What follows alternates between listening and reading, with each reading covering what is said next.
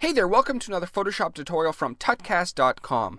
Glow effects have become an increasingly popular way to drive attention to your work and products. Let's face it, people like shiny things, and when shiny, glowing things are incorporated into your work, people take note.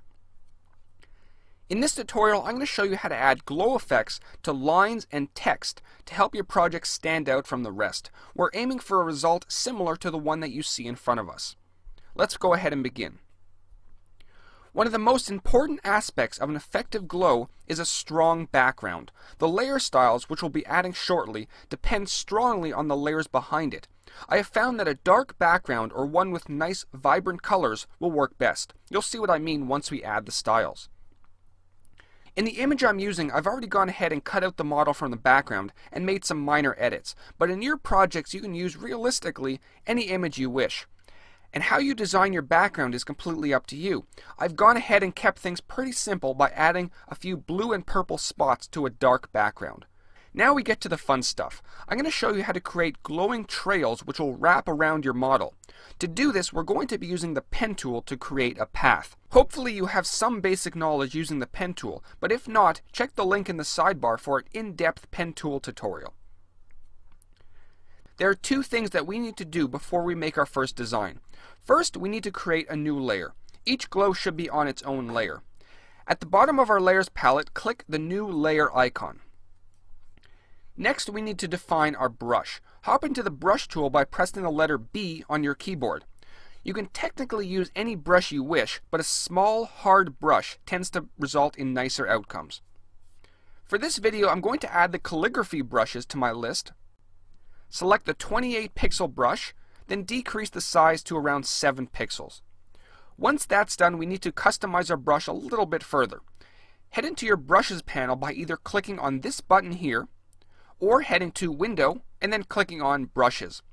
All we're going to do here is click on Shape Dynamics and set the Size Jitters control to pen pressure. Set your foreground color to white and we're ready to go. We're going to start by selecting the pen tool. With the pen tool selected, we need to make sure that Paths at the top is selected rather than Shapes layer. This will allow us to create a single line instead of a full shape. With that selected, we're going to make our first design. Start by clicking where the line will begin, then click and drag for the first curve. Continue this process until you have a line which wraps nicely around your subject, but keep in mind that we're going to be removing parts of the line in a moment. If at any point you wish to change the direction a curve will curve, press the letter A on your keyboard to select the Direct Selection tool and swivel your curve path. Press P once again to continue your path. Now that we have our path set up, we need to fill it in. Simply right-click on the path and select Stroke Path. This will allow us to paint the path using a variety of methods. In this case, we want to use the brush which we set up a few minutes ago. Select Brush as well as Simulate Pressure. This will give us nice tapered edges to our path. The next two steps can be done in any order you wish, but I like to add the layer styles before removing sections of the line. So with our line selected, head up to Layer, Layer Styles, and then click on Outer Glow. Now you have to keep in mind that different images will return different results using different blending modes. Experiment with the different settings to achieve your desired results. For this example, I'm going to keep the blending mode at Screen, choose my nice bright color, and in this case I'm going to choose a nice purple. I'm going to set the spread to 10 and the size to 9. Now down under Contour, I like to choose half round and push the range up to around 75%. Now that the outer glow is in place, it's looking pretty good, but we're going to add a little bit more. We're going to add a drop shadow, but in this case it's going to be sort of a drop highlight. You'll see what I mean in a moment. Head into drop shadow and try out these settings. Blend mode I'm going to be changing to Color Dodge, and the color I'm going to choose a little bit of a lighter purple than the one I used before.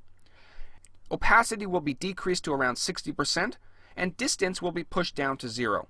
And down at the bottom once again, I'm going to change my contour to half round. And I think that's looking pretty nice, but I will mention again that depending on the size of your line and color of the background, you may need to experiment with different blending modes and settings. One trick to help speed up your workflow would be to save your layer styles so you can easily use them with the other lines in your image. Click on New Style on the right, then type in the name you wish to save your style as. Make sure to include the blending modes as well. Alright, now it's time to remove some of the unwanted sections of your line to give the impression that it's wrapping around your subject. We could use the eraser tool to do this, but to be able to edit it later on, we're going to be adding a layer mask. With the layer mask applied, grab a black brush and paint over the areas that you don't want visible. And there we go, our first glow is complete. Let's create one more to show you exactly how this works again. Again, create a new layer for our new line, make sure your brush is set, and grab our pen tool.